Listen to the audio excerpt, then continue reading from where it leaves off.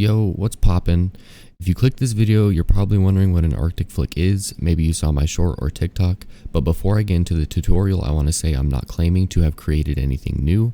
I know I have not created a new mechanic because in my opinion, Rocket League, in terms of new mechanics, has pretty much hit its peak. Anything new is just a different variation of something else. And it's up to the people to decide if it deserves a different name or not.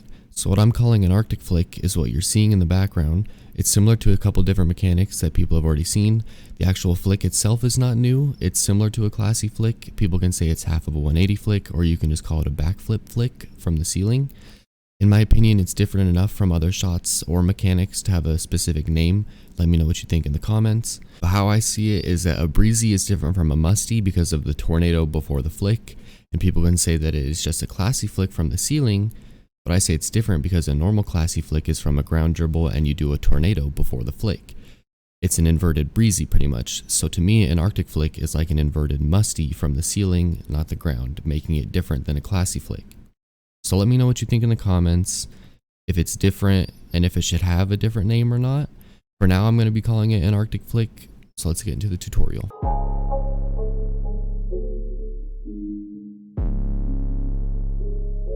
So for the setup, you pretty much want like a normal ceiling shot, but you kind of want it more diagonal facing towards their net because you want to get a good loft on the ball with the ball pushing forward. You don't want to hit it too high because then it's hard to get under the ball and you really won't be able to get a flick. You'll just shoot it straight into the ceiling. You also want to keep your car close to the ball because if it's too far away, you just have to chase it down and you're not in the correct position for the flick.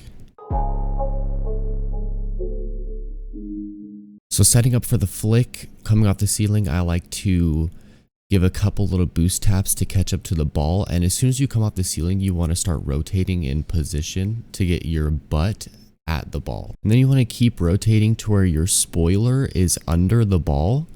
And right when like your spoiler is touching the ball, you do a backflip and cancel it.